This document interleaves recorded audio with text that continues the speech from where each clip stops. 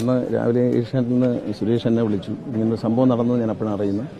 അപ്പോൾ തന്നെ ഞാൻ കർണാടക ട്രാൻസ്പോർട്ട് മിനിസ്റ്ററെ ബന്ധപ്പെട്ടു, റവന്യൂ സെക്രട്ടറിയും അതുപോലെ ജില്ലാ കളക്ടറെയും ബന്ധപ്പെട്ടു. അവിടെ നിന്നാണ് അവരൊരു തുടക്കം കുറിച്ചത്.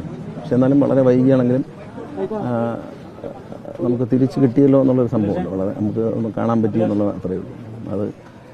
അത് പ്രകൃതിയുടെ ഒരു പ്രശ്നമുണ്ട്, കാലാവസ്ഥയുടെ ഒരു പ്രശ്നമുണ്ടായിരുന്നു. ഇപ്പം തന്നെ അവിടെ ഈ ദൂരെ നിന്ന് ഡ്രഡ്ജർ കൊണ്ടുവന്ന ബാർജെല്ലാം വന്നപ്പോഴാണ് ശരിയായത്. സാധാരണ അന്നന്ന് ഇതൊരു കണ്ടീഷനിൽ ആർക്കും മുങ്ങിയെടുക്കാനൊന്നും കഴിയില്ല. കാരണം നമ്മളിപ്പോൾ എടുത്തപ്പോൾ അറിയാലോ എന്താണ് കോംപ്ലിക്കേഷൻ. ലോറിയുടെ ഷേപ്പ് തന്നെ മാറിപ്പോയി. വളരെ ബുദ്ധിമുട്ടിനാണല്ലോ കിട്ടിയത്. എന്നാലും അത്രയും കർണാടക സർക്കാർ ചെയ്തതിൽ സന്തോഷമുണ്ട്.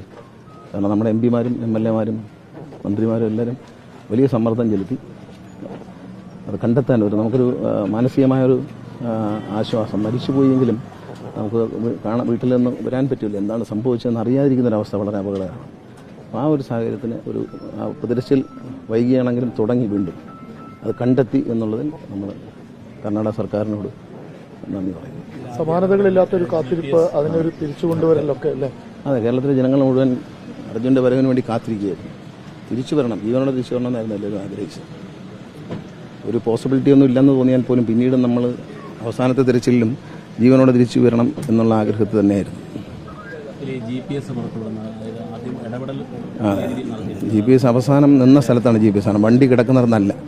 ആ സിഗ്നൽ കിട്ടിയെന്ന് പറയുന്നത് വണ്ടി പാർക്ക് ചെയ്തിരുന്ന സ്ഥലമാണ്. അവിടെ നിന്നാണ് ഒഴുകിപ്പോയത്. അവിടെയാണ് നിർത്തി ഉറങ്ങിയിരുന്നത്. അതുകൊണ്ടാണ് ആ GPS മാർക്ക് കിട്ടിയത്. ഞാനത് കഴിഞ്ഞിട്ട് കമ്പനിക്കാരോട് സംസാരിക്കുന്നത്. അപ്പോൾ അവരും പറഞ്ഞ് ലാസ്റ്റ് കിടന്ന പൊസിഷനാണ്, വെള്ളത്തിനടിയിൽ പോയ പിന്നെ വർക്ക് ചെയ്യില്ല.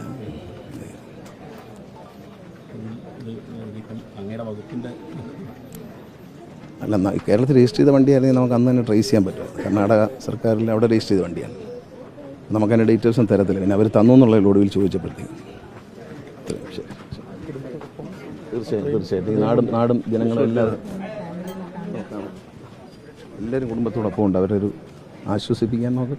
പക്ഷെ അവരെ ഞാൻ കാണുന്നത് വെച്ചാൽ അവരൊരു ധീരതയുടെ 74 ദിവസവും നേരിട്ടു എന്നുള്ളതാണ്. ധീരതയുടെ ഈ 74 ദിവസവും അവർ പിടിച്ചു നിന്നു. അർജുൻ്റെ വൈഫും സിസ്റ്ററും എല്ലാം അതിനൊരു പ്രായോഗികതയോടെ അതിനുവേണ്ടി പോരാടിയതിൽ വളരെ കേരളത്തിലെ മാധ്യമങ്ങൾ അതിനുവേണ്ടി വലിയൊരു പോരാട്ടം നടത്തി. ഒരു സാധാരണ പാവപ്പെട്ട ഒരു വ്യക്തിക്ക് വേണ്ടിയിട്ട് ഇത്ര വലിയൊരു പോരാട്ടം ഒരു പക്ഷേ ഇന്ത്യയിൽ തന്നെ മാധ്യമരംഗത്തും ജനങ്ങളുടെ ഭാഗത്തുനിന്ന് ഇത്രയും വലിയൊരു പ്രാർത്ഥനയും ഒരു മുൻകൈയും ഉണ്ടായത് ആദ്യമായിട്ടായിരിക്കും.